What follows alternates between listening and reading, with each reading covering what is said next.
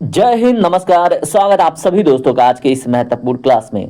दोस्तों, आज के क्लास में हम बात करेंगे पद्म पुरस्कार से संबंधित सभी महत्वपूर्ण प्रश्नों के ऊपर।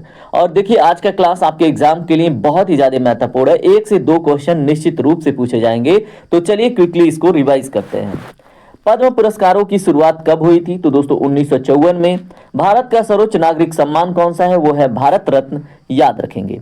क्वेश्चन नंबर 3 देखिए, आपसे पूछा गया है पद्म विभूषण भारत का कौन सा सर्वोच्च नागरिक सम्मान है? तो दोस्तों दूसरे स्थान पर आता है।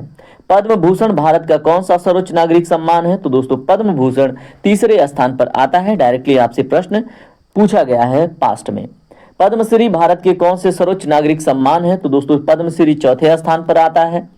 2026 में कुल कितने पद्म पुरस्कार वितरित किए गए? डायरेक्टली आपसे पूछा जाएगा। 131 आप याद रखिएगा। क्वेश्चन नंबर 7 देखिए क्या है। 2026 में कितने लोगों को पद्म भूषण दिया गया है? तो दोस्तों 13 लोगों को पद्म भूषण दिया गया है।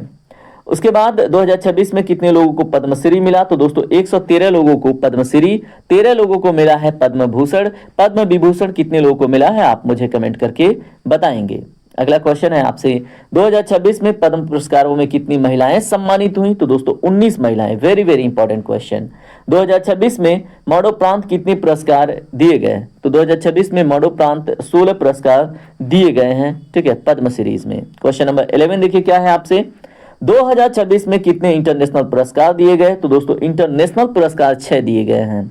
क्या पद्म पुरस्कार विजेता अपने नामों के आगे टाइटल उपयोग कर सकता है? तो दोस्तों नहीं, ऐसा आपके पॉलिटी स्टैटिक क्वेश्चन बन सकते हैं। तो आर्टिकल 18 में ये बात लिखी हुई है। क्वेश्चन नंबर 13 देखिए क्या है। आपसे प्रश्न है, पद्म पुरस्कारों की घोषणा कब की जाती है? तो दोस्तों 26 जनवरी गणतंत्र दिवस पर।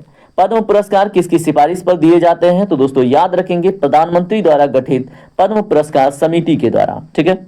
और यहाँ पे आपको examiner art and culture ministry देके कंफ्यूज कर सकता है।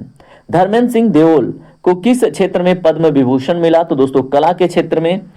एन राजन किस वाद्य यंत्र से जुड़ी हैं? तो दोस्तों वायलिन से। वेरी वेरी इंपॉर्टेंट क्वेश्चन, ठीक है। क्वेश्चन नंबर 17 देखिए क्या है। आपसे प्रश्न है, जस्टिस केटी थॉमस का संबंध किस राज्य से है? तो दोस्तों केरल से है।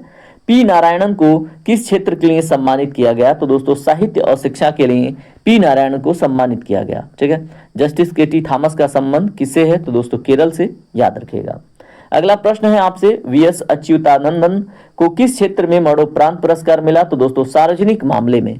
वीएस अच्युतानंदन को सार्वजनिक मामले में। मशहूर गायिका जो अलका याग्निक हैं, उनको कौन सा पुरस्कार मिला है? तो दोस्तों पद्म भूषण मिला है, ठीक है। क्वेश्चन नंबर 21 देखें क्या है आपसे। आपसे प्रश्न है, उदय कोटक को किस क्षेत्र में पद्म भूषण दिया गया? तो दोस्तों उदय कोटक को व्यापार और उद्योग में मिला है क्या? पद्म भूषण।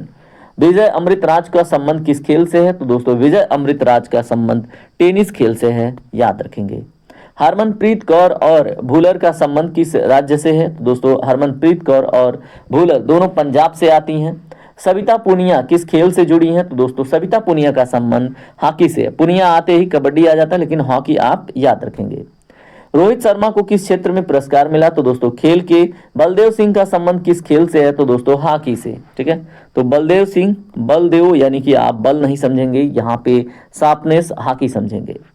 पद्म पुरस्कारों में राशि दी जाती है या नहीं? तो दोस्तों नहीं राशि दी जाती है, कोई राशि नहीं दी जाती है।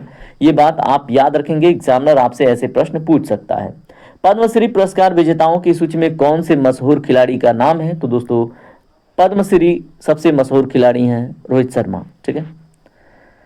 चलिए, वैसे तो ऐसे प्रश्न आपसे बनेंगे नहीं, लेकिन फिर भी आप ऐसे कुछ प्रश्न याद रखे जाएंगे। पद्म भूषण विजेताओं में जो भगत सिंह कोश्यारी हैं, इनका राज्य कौन सा है? तो दोस्तों उत्तराखंड।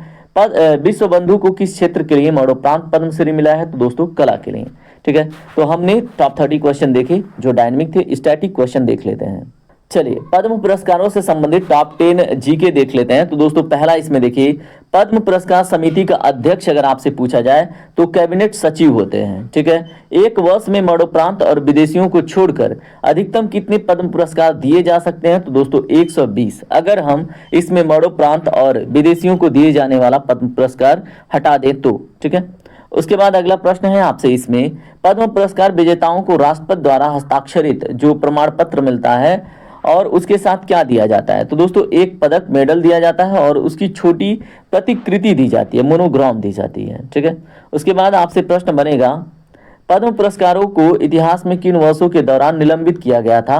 तो दोस्तों 1978 में, 1979 में, 1993 में, 1994, 95, 96 में। ठीक है, तो 78, 79 से लेकर बीच में मिला भी था और 93 से लेकर 96 तक नहीं दिया गया था, निलंबित किया गया था। ठीक है, क्वेश्चन नंबर 35 देखिए क्या है, आपसे प्रश्न है क्या किसी व्यक्ति को समान श्रेणी में उच्च पद्म पुरस्कार देने के लिए कोई समय सीमा तय है? तो दोस्तों हाँ, पिछले पद्म पुरस्कार से कम 5 वर्ष बाद ही उच्च पुरस्कार दिया जा सकता है उनको। ठीक है, उसके बाद क्वेश्चन नंबर 36 देखिए क्या है, आपसे प्रश्न है पद्म पुरस्कारों के लिए नामांकन जो नॉमिनेशन होता है उसकी प्रक्रिया किस महीने से शुरू होती है? तो दोस्तों प्रत्येक वर्ष मई के महीने में 1 मई से 15 सितंबर तक ये होती है। ठीक है, क्वेश्चन नंबर 37 देखिए क्या है, आपसे प्रश्न है क्या कोई व्यक्ति पर पद्म पुरस्कार के लिए स्वयं का नामांकन कर सकता है?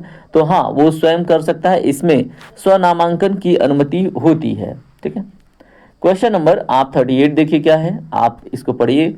किन सरकारी कर्मचारियों को डॉक्टरों और वैज्ञानिकों को छोड़कर सेवा में रहते हुए पद्म पुरस्कार के लिए पात्र नहीं माना जाता? तो दोस्तों सार्वजनिक जो उपक्रम में काम करने वाले कर्मचारी हैं, ठीक है, उनके साथ साथ सभी सरकारी कर्मचारियों को। दोस्तों क्वेश्चन नंबर आप 39 देखिए क्या है, आपसे पद्म पुरस्कार पदक को पहने जाने वाले मुख्य अवसरों में कौन सा महत्वपूर्ण दिन शामिल है? तो दोस्तों इसमें गणतंत्र दिवस की परेड और राजकीय समारोह में वो पहन के शामिल हो सकते हैं, ऐसा आप याद रखेंगे। क्वेश्चन नंबर 40 देखिए क्या है, आपसे प्रश्न है पद्म पुरस्कारों के नियमों के अनुसार क्या यह पुरस्कार किसी व्यक्ति को मरणोपरांत दिया जा सकता है? तो हाँ, यदि अत्यधिक योग्य मामला हो तो सरकार मरणोपरांत पुरस्कार दे सकती है। तो दोस्तों हमने 40 क्वेश्चन स्टैटिक और करंट अफेयर के मिला के देख लिए हैं। आपके एग्जाम में अगर प्रश्न बनेगा तो यहीं से बन जाएगा। बाकी चलिए मिलते हैं अगले रिवीजन क्लास में, तब तक के लिए जय हिंद, जय भारत, आपका दिन शुभ हो।